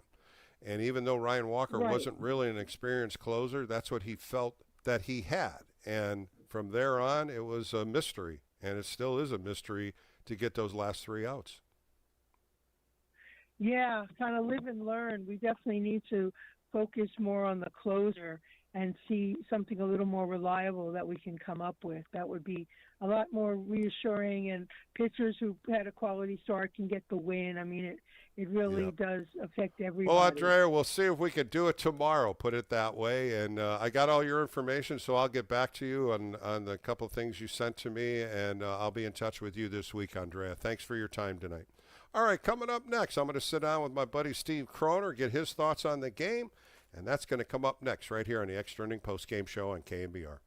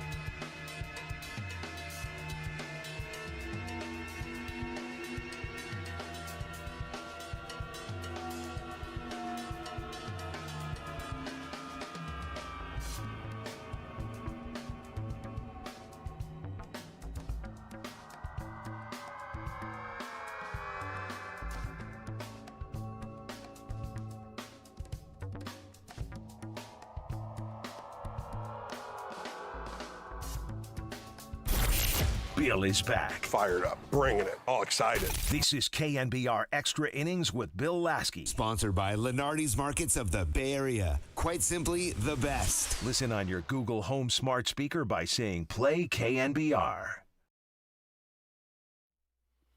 Back on KNBR on a Saturday night with Bill Laskey. Giants lose a heartbreaker in Fenway Park today as the Boston Red Sox score 3 runs in the bottom of the 9th inning and steal this win from the Giants 3-2. 3 runs, 8 hits, 1 error for the Red Sox. 2 runs, 8 hits, no errors for the Giants. Tomorrow, the final game of this 6-game road trip, as they're going to try to salvage one of these games against the Boston Red Sox. First pitch right here at 12:15. Matt Wilkinson, a.k.a. the Tugboats on the Hill, against Jake Bennett, a left-hander who's 7-6 with a 3.4 earned run average for the Boston Red Sox. All right, coming up next, my good friend Steve Kroner, and he was on a nice trip. We're going to talk a little bit about where he went and what he saw. So, Steve, how are you tonight? Bill, I'm doing okay. How are you, sir? Well, it's a tough loss today, but I want to go back to your little trip. You got to go to Progressive Field in Cleveland. You saw 2 out of the 3 games. What'd you think of the ballpark? I liked it a lot. First, I actually had been to Progressive Field, but only while it was being prepared for the season of last year, because I had been back at Rocket Arena, which is right next to Progressive Field. I'd been back there with the St. Mary's basketball team, which was playing the NCAA tournament, and I just took a walk over to see the stadium. And when there was nobody in it, it was nice. And when there were 20,000 or so people in for the Tuesday night and Thursday afternoon games we saw this week, it was even nicer. So, Steve, in 1988, when I was playing with the Cleveland Indians, we played with a stadium that had 90,000 seats. Do you remember that stadium? I believe it was called Municipal Stadium, right? Also known as the Mistake by the Lake. Exactly. I knew you remember that. That's where the Cleveland Browns played and the Indians played, and oh boy, that was some ugly baseball back then. And 5,000 people looked like 500 people. There was just so many empty seats, and Major League was filmed that year when I was there, and they had all the fans wear Cleveland Indian gear, and they brought a helicopter in, put them right over the pitcher's mound, and they started videoing all the fans, and that's what you saw in that movie. There you go, some great history. I figure guys like you and Kite, who played both for the Giants and for Cleveland in that era, you were playing in probably 2 of the worst ballparks, and parks that it really, in some sense, it was kind of unfair to the fans in any number of reasons. But say you had 20,000 at Candlestick when it held 58 to 60,000, or 20,000 in Municipal Stadium when it held 85 or 90,000. 20,000 fans at a game, particularly in those days, would be pretty good, but it still would look pretty empty when you have a stadium that big. That's why the stadiums that have been built since the early 90s, most of their capacities aren't any more than, say, 45,000, because you want tickets to be at a premium, and you want a crowd of 25 to 30,000 looking like it's a big crowd. Well, just like Fenway Park. You're looking at 30 to 35,000 people. And I don't know if you listen to John Miller and Javi, but John Miller was questioning, and Javi had every answer because, of course, Javi played in Boston. And he's like, well, John, this stadium was built in the 1900s. What did you think? They're not changing the left field line and the right field line. It was funny. It was funny because he kept questioning John. And I was just like, hey, Javi, John did broadcast for the Red Sox, and he also did Sunday Night Baseball. So he was at Fenway Park a few times. More than a few. I'll tell you, I was listening to Kevin Kugler and Mark Sweeney on the Fox telecast, and Mark, who did play for the Giants, I thought Mark did a really good job. So tonight I did not hear John and Javi, but I'm sure they did a good job too. Well, let's go back. A couple games you saw against the Cleveland Guardians. You saw the first one and the third one, 2 tough losses, but that 1-0 game really brings you into this game with Dylan Smith, because he was outstanding in that game, going 2 innings to get the save. He punched out 3 hitters in the 8th inning, and then he got the 9th inning and ended up punching Patrick Bailey out to end the game. Today he did the same thing, the magician in the 8th inning. and still throwing high-velocity heat, and he didn't throw many split fingers. But I just don't know what happened in that ninth inning, Steve. That the first 4 pitches, he was all over the place. Yeah, I mean, he just looked like he lost whatever. He had looked really good Wednesday night and looked really good in the 8th inning tonight. But, yeah, whatever it was, he lost it, whether he ran out of gas or lost his release point. I mean, none of those 4 pitches was close. So whether Tony Vitello had planned to take him out, whether he got the out or not, at that point there was really no choice. He had to go get him at that point. As well as he had pitched for 2 innings in Cleveland on Wednesday and for the 8th inning tonight, after those first 4 pitches, he clearly was done this evening.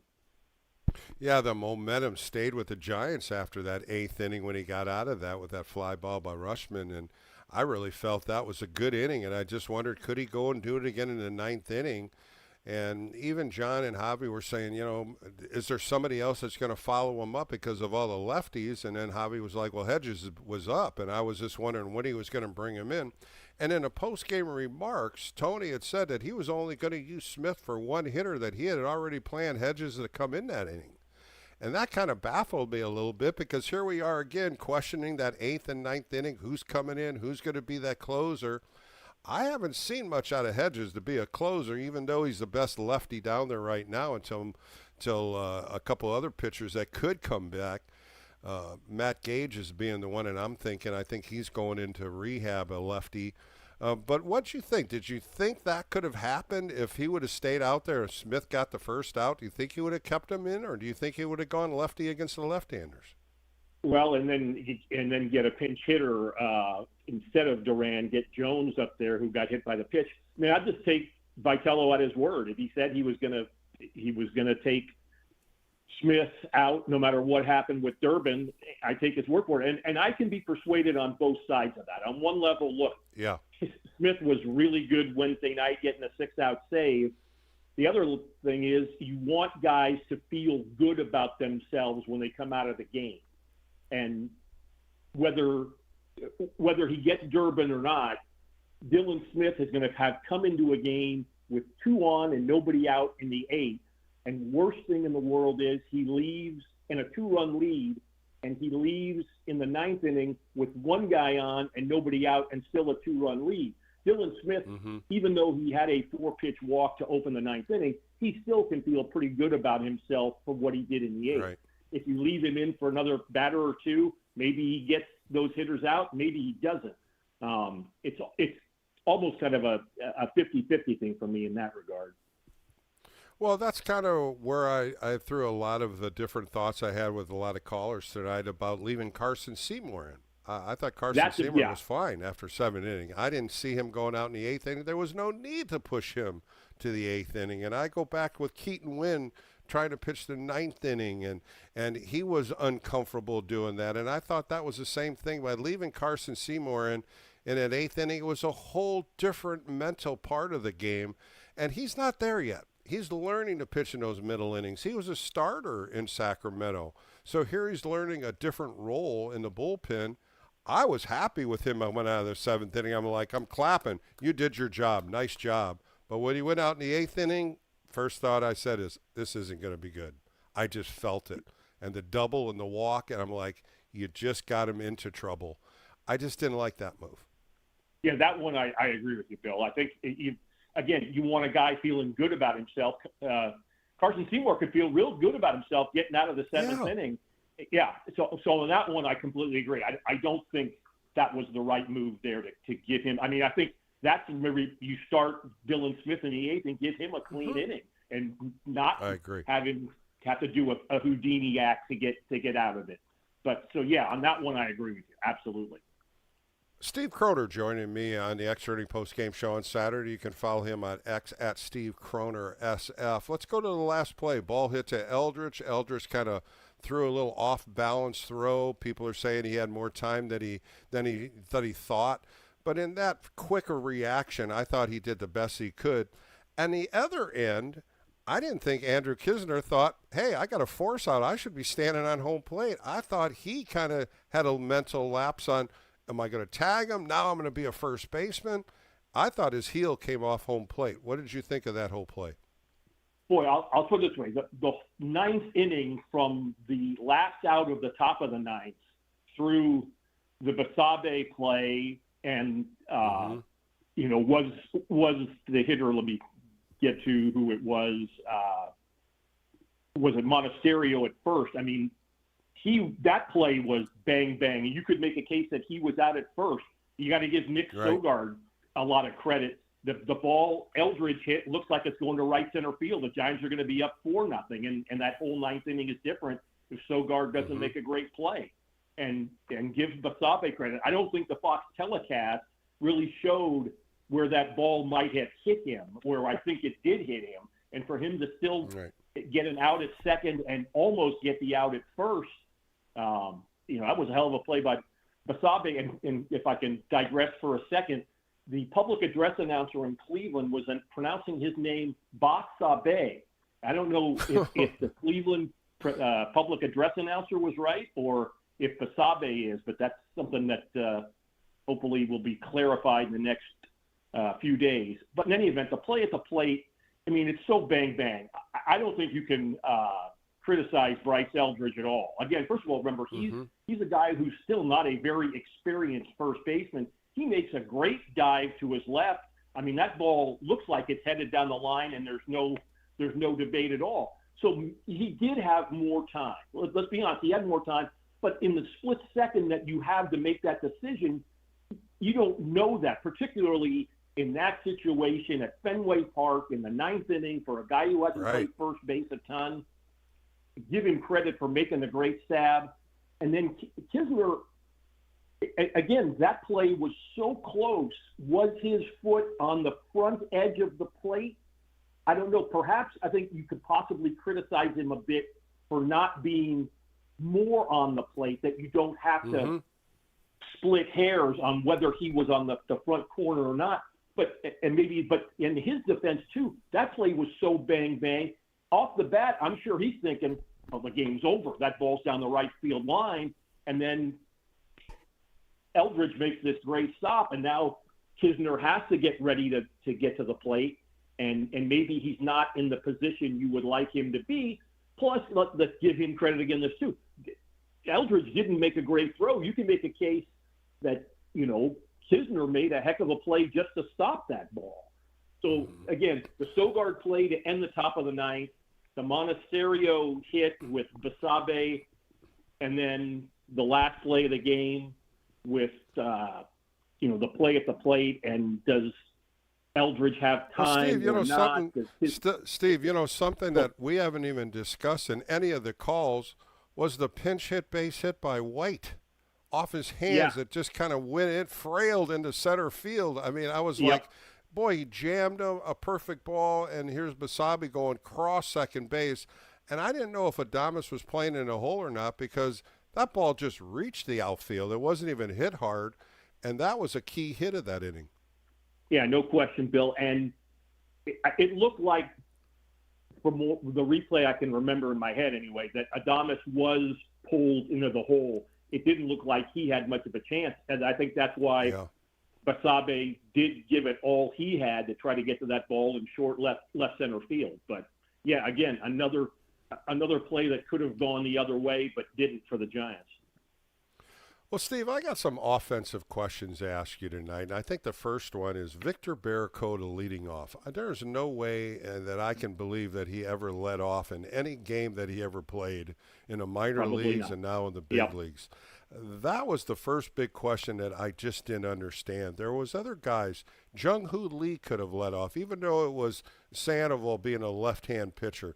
There could have been other opportunities. I just did not see Victor Barracoda, and I think those 5 at-bats he had, Hill ended up getting a walk. The 4 at-bats, he was misplaced the whole time. I hope I don't see him leading off again. Well, I guess, you said right-handed hitter. Perhaps Basabe could be a leadoff hitter as a possibility against lefties. But, yeah, Victor Barracoda is certainly not your classic leadoff hitter.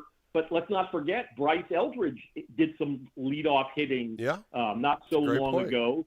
and he's really not your classic leadoff hitter either. You know, it didn't work out too well, if I remember, Steve. I don't think that worked out real well with Eldridge leading No, it off. did not. No, it did not. Well, then we go down further, and I wanted to ask you, Jonah Cox. I mean, I know he's punched out a couple times yesterday. He's your center fielder against the lefties. I was a little surprised that Gilbert was back in there today. And Gilbert, we know, I've talked about, he can't hit lefties. And again, he takes an 0 for 4 with 3 punch-outs. I'm a little surprised Jonah Cox isn't out there, and they were flip-flopping really well in the homestand, and today he didn't do it. Bill, again, sometimes I can disagree with you. On this one, I cannot. I'm surprised, too. And in fact, Jonah Cox would be another guy who could be your leadoff hitter, too, as a right-hander against a left-hander on the mound. Well, let's go to Bryce Eldridge a little bit. A couple of great stats. He's got 14 home runs. Of course, his rookie year just edged out Jack Clark. Willie Mays is at 20. Orlando Cepeda's at 25 of their rookie year. Think he can get to 20, Steve? 20 is going to be tough, but I mean, put it this way, if he gets to 17 or 18, and again, he didn't start the season with the big club, and then in the first month or so, he wasn't getting a lot of playing time even when he was up. Right. So for him to get 17, 18 homers as a rookie in a season two, let's be honest, particularly since the All-Star break, when you've lost Matt Chapman, you've lost Ramos, you've lost the right-handed hitters, you've lost Casey Schmidt. There's not a lot of protection for him. So for him to get 17 or 18 homers, I think that's a pretty solid rookie season for Bryce Eldridge. No question. And when you're looking at 34 RBIs, his eye to balls and strikes just blow me away, being 21 years old, how he can watch the edge of the corners of the ball that's low. And then he does the ABS and he wins most of them. How do you think he got so good at doing that at 21? I think a lot of that is instinctive. I'll tell you a guy he sort of reminds you of in that respect, right, is Brandon Belt. Big left-handed hitter playing first base who's got a great eye. Brandon Belt, he wasn't as young because he had played college ball. He wasn't as young as Eldridge was when Belt made his major league debut. But Brandon Belt always had a really good eye. And, in fact, he used to get criticized sometimes because Brandon Belt would have been great in the ABS era because there were so many times Brandon Belt took a strike three that probably was 3 to 4/10 of an inch off the plate, but he didn't have the chance to get the ABS call. That Brandon Belt had a better idea of the strike zone than a lot of plate umpires did. So I think a lot of that is instinctive. And then I think guys who have power but are selective can be really the best type of power hitters. Now, again, let's not put the cart before the horse for Bryce Eldridge. He's still got a lot to prove. But what he's shown this season, both in terms of his ability to discern strikes from balls and his ability to hit the ball over the fence, I think he's a guy on whom Giants fans really should place a lot of hope. A few more minutes with my buddy Steve Kroner on the Extra Inning Post-Game Show. Were you surprised that the Boo Birds were out at Rafael Devers yesterday coming back to Boston? I was a little upset about it. I thought the Red Sox fans would have given him a little more applause. I felt there was more Boo Birds than the applause that I was expecting. I kind of go back and forth on that.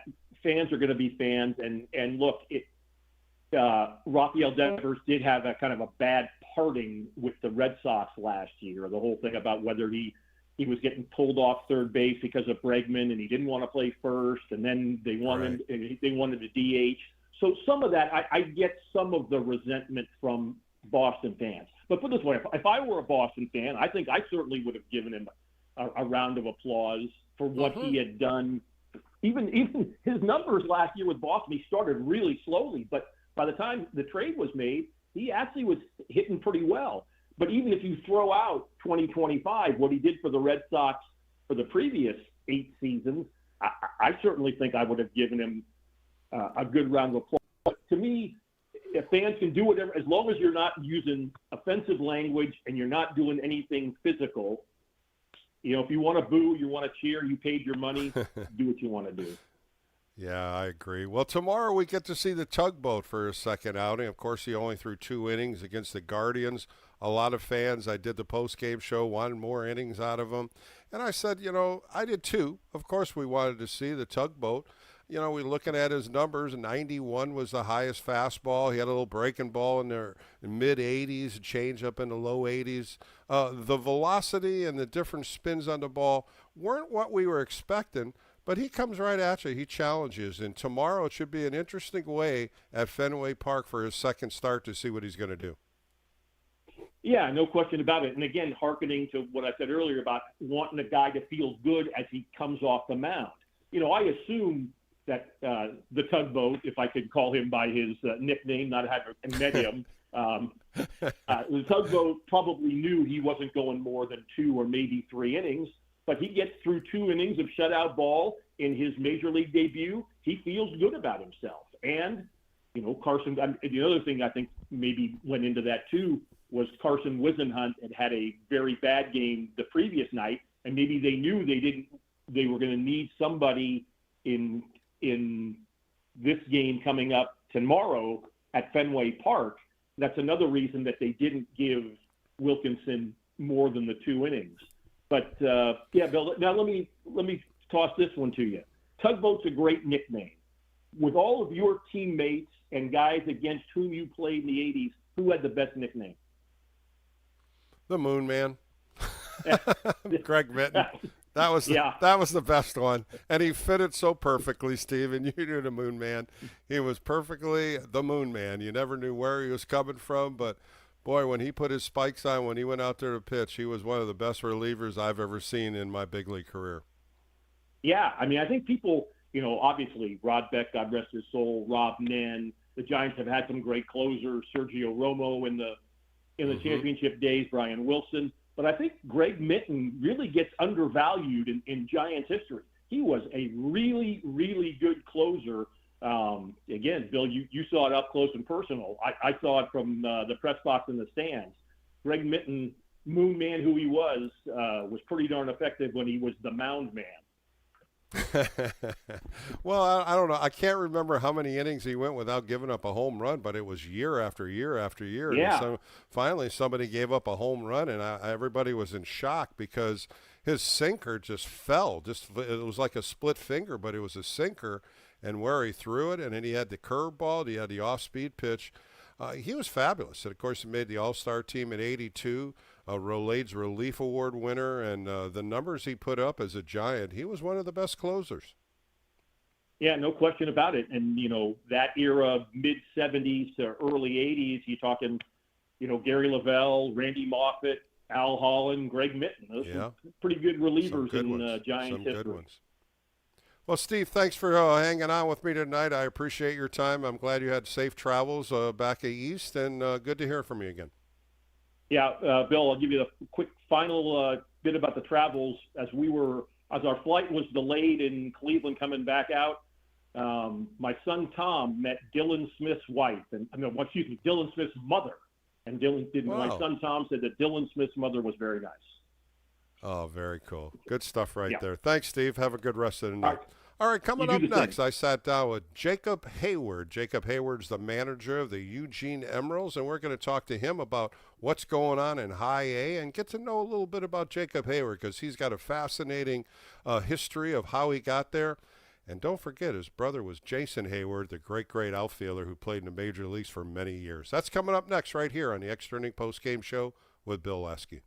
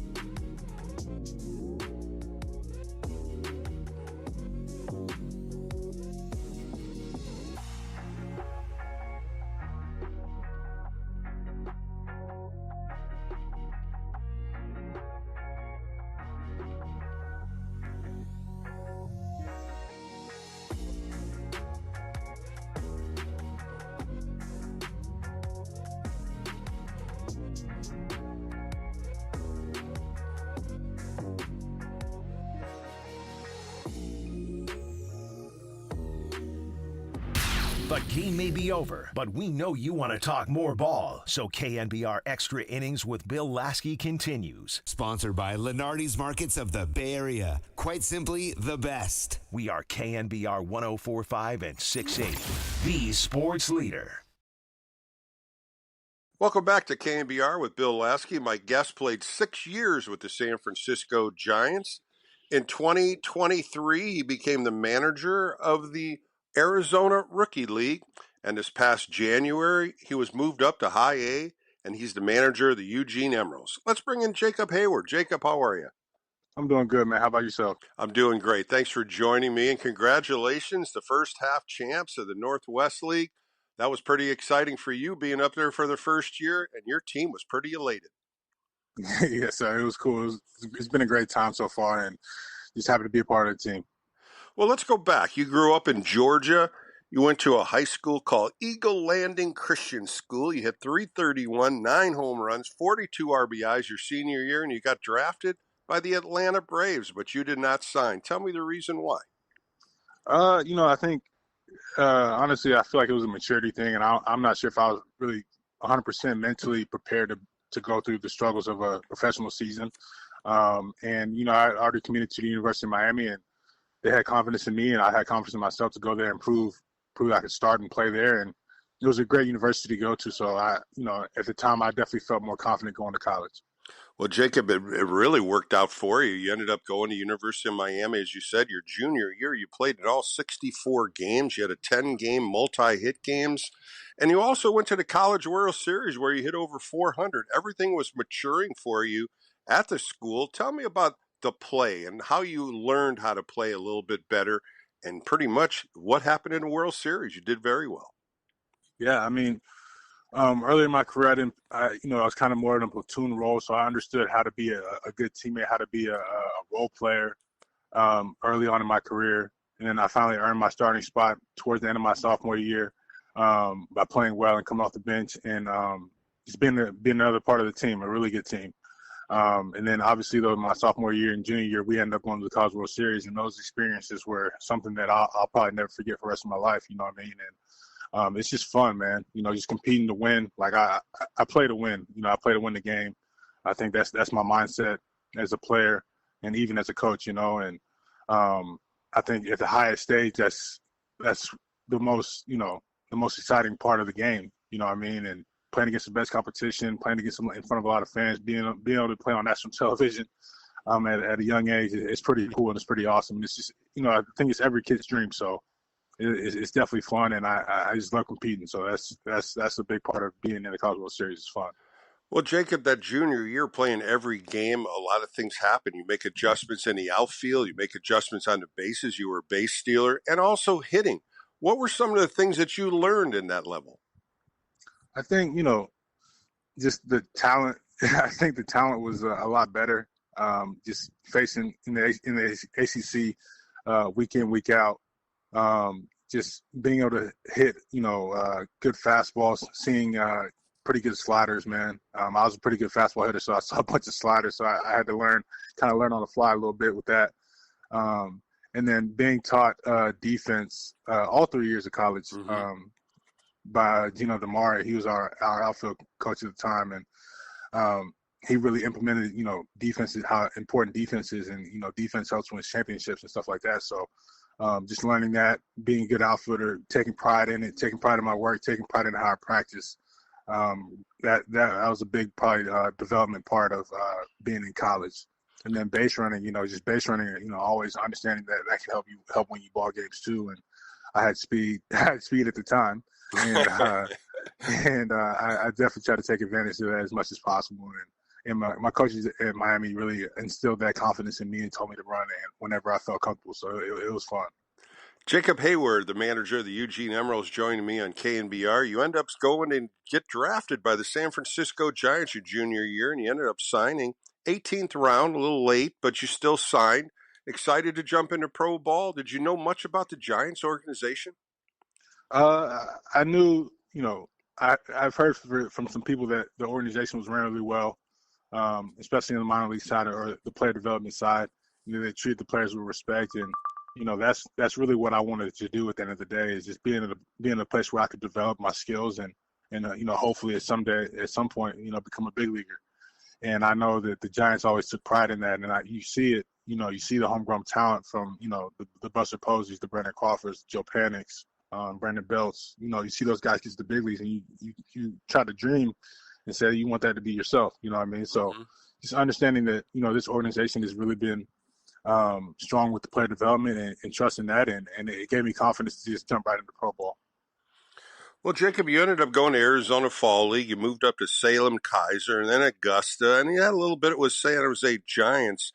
Those first couple years, what did you learn? How did you adjust to new surroundings, new teammates, different leagues? How difficult was that, and how did you maintain that kind of confidence that you had in college?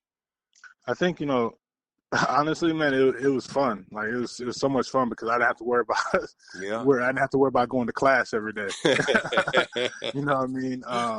Not that I didn't enjoy school, but just to be able to focus on 100% baseball, and that's something that I knew I loved, what I love to do, and it built confidence in me just to be able to go out and do it every day and be able to train every day. You know what I mean? And getting the reps, Yeah. getting the reps. The reps is the most important thing for any player, in my opinion. So to be able to play every day and have good coaching and different things like that really put me in a good spot, especially at the lower levels of in player development of the A balls and the short season and stuff like that, and having good coaches and having good teammates and dealing with different cultures. I think Miami set me up to be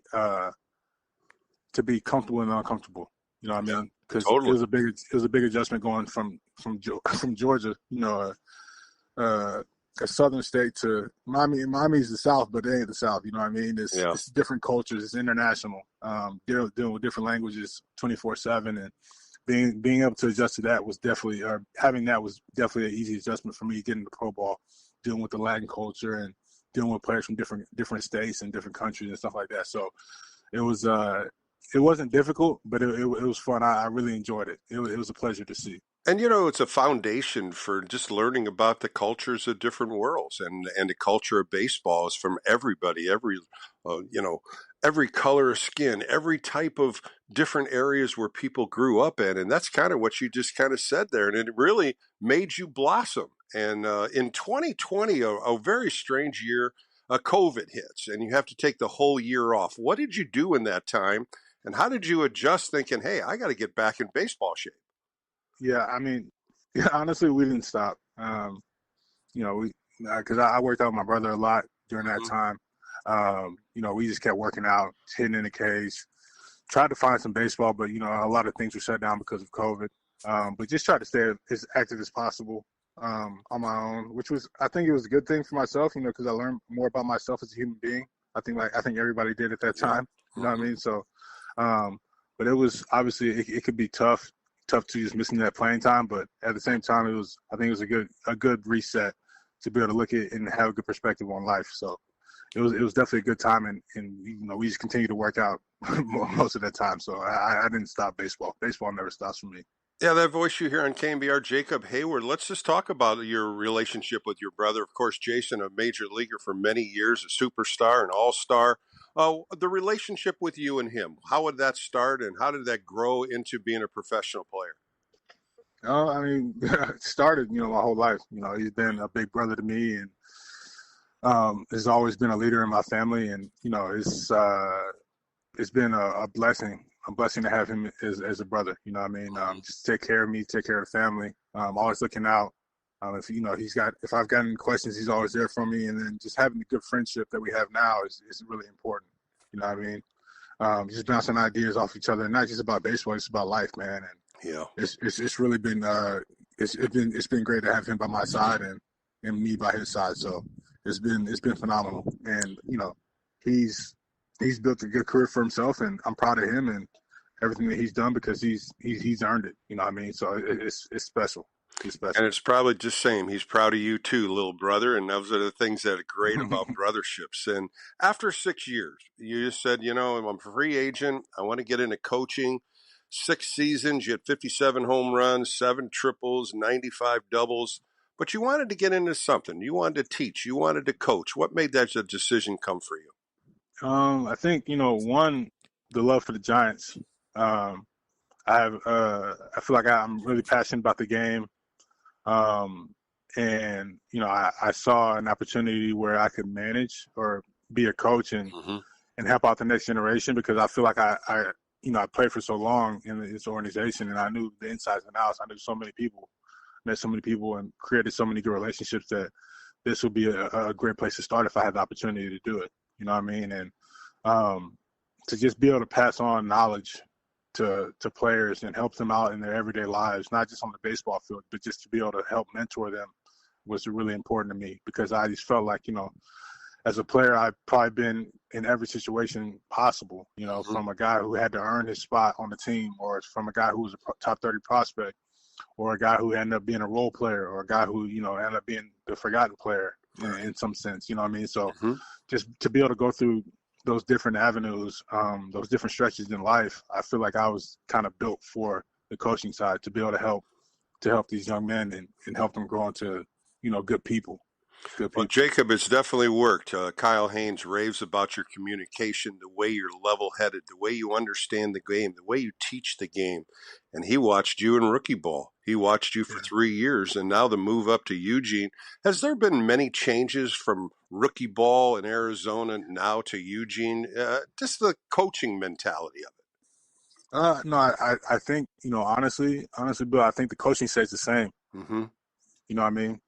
We talked about it early in the meetings and this offseason, the offseason before the season started, and we're kind of like, Kyle kind of set a tone of, hey, man, like, even though you're in A-ball, or you could be in AA or AAA, but we need to treat these teams like we're in A-ball.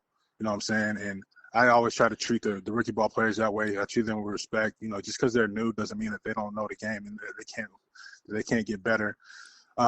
So, it's not, there's no change. You just coach as much as possible, but you also got to mentor the men. You know what I mean? Yeah. And I take a lot of pride in that. Or we as a staff take a lot of pride in that. Well, Jacob, talking to Randy Wynn, he loves wins. Of course, AAA, AA, high A, low A, all had winning records the first half. But he said progression is what we want. We want to see these kids move up. We want to compete at the next level. Your thoughts on that? Because you've lost some key players, but you've also gained a few players, and now you have a kind of a new team with some of the trades that happened at trade deadline. But I think progression is the main word. Do you agree? I agree. I think, getting these guys to be able to obviously perform at the level that they're at, but then also to see them adjust and make adjustments to be able to be better players to the next level is the most important thing. We got to set these guys up for success. And if we're just thinking that we can just go out here and play A-ball baseball all day and think that's going to help us win championships at the big league level, then we're not doing our jobs. You know what I mean? The most important thing is winning the championship in San Francisco, and that's our goal. And I think that's the whole organization's goal, and that's our mindset. So you definitely want to be able to get these guys better, develop them, keep them confident, and have them prepared to be able to play at the highest level of baseball. Jacob Hayward joining me for a few more minutes. He's the manager of the Eugene Emeralds. As I say, as people move up, your players move up to AA. You also got a couple players from San Jose, Johnny Level being 19 years old and Cam Maldonado, two outstanding young players. What have you seen out of them, and what adjustments have you learned and kind of watched them progress into it? Right. Well, first off, I've had Johnny for the last 2 years now, and just seeing his development, man, it's pretty impressive. Man. What I mean, from a young kid and his maturity, he's growing a little bit mentally, and see his competitive nature that he has in himself is pretty impressive to watch every day. His bat to ball skills are impressive. But the big thing for me is always base running and defense, and he's grown so much in those areas. I think he's almost had a 2020 season so far. So just trying to see him develop and continue to push him to his best ability is the most important thing. And then for Cam Maldonado, man, I saw him early last year in our base camp, and just seeing his development and his confidence grow. Obviously, these are still young, both young players, and they still need room to grow. And there's a lot of things that we can teach them, moving forward. But to see them, play with confidence and have fun and enjoy the game and try to learn as much as possible, it really stands out. And then, it's fun to watch. I enjoy being able to see them from the beginning of their careers, just getting drafted or just coming from the DR or, all the way to the States. And it's really fun to watch. Well, Jacob, like I said, during the trade deadline, you inherited a lot of young players or young pitchers. I want to ask you about Henry Lelane, the big left-hander, 6'7". I guess when you take him out of the game, you got to look up to him because he's pretty damn tall. But what have you seen so far out of him? I've seen some tapes on him. He looks refined, but at the same time, he's got to learn a little bit. Is there a progression already on him? Have you seen? I think so, man. Just from his first outing to his second outing, I think his first outing went like 4 2/3 or something like that, and then The next outing went 5 or 6 innings. Just the confidence in his ability. Obviously, when you get over from a trade, you're a little nervous probably, Right. and you're meeting new people. But his energy, from what I've seen, is really there. The competitive nature is there.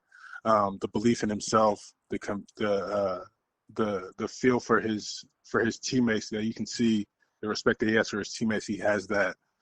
Even coming from a new organization, coming from a different organization, and he's got the stuff, man. It's fun to watch. It's just to be like, I remember the first day he pitched in Spokane, I was just smiling from ear to ear, just to see a 6'7" guy on the mound on the left side throwing the ball 98 miles per hour. You know what I mean? So it's impressive to watch.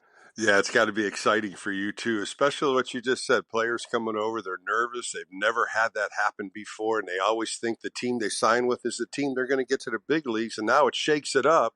And you have to do that. You have to be that manager, kind of a dad, to say, hey, everything's going to be okay. And you've had a good handful of guys come over. Was that difficult for you to kind of open the door and say, come on in, we got to make some changes, welcome in? Because it really is a welcoming. Yeah, I wouldn't say it's difficult, because I think the most important thing is being able to create a team and family environment. Right. And regardless of who's on the team, because we've had changes throughout the whole year. You know what I mean? So we're kind of used to having new guys come in and just jump on the train and try to go with everybody else. So it's not. I wouldn't say it's too difficult, but I think just being a good mentor and letting them know they can be themselves, and all we ask is for them is professionalism, and they've done that so far. I mean, these guys are professionals at its finest, so it's been easy. It's been an easy transition for these guys. Well, Jacob, I want to thank you for your time. Congratulations on that first half championship, and continue on, my friend. Good luck. Thanks so much, Bill. I appreciate it. That was Jacob Hayward on KNBR. More coming up right here on the Sports Leader.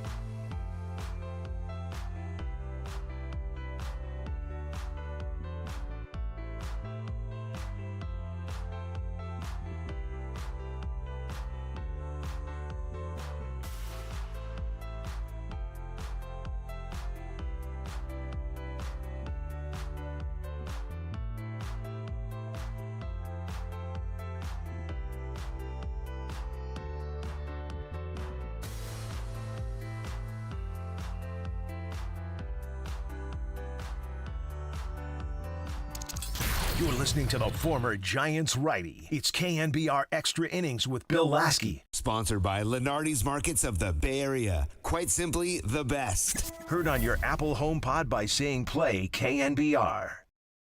Welcome back to the Extra Inning Postgame Show as we close out a Saturday. A heartbreaking loss by the San Francisco Giants at Fenway Park today, where the Boston Red Sox scored 3 runs in the bottom of the 9th inning to win the game 3-2. 3 runs, 8 hits, 1 error for the Red Sox.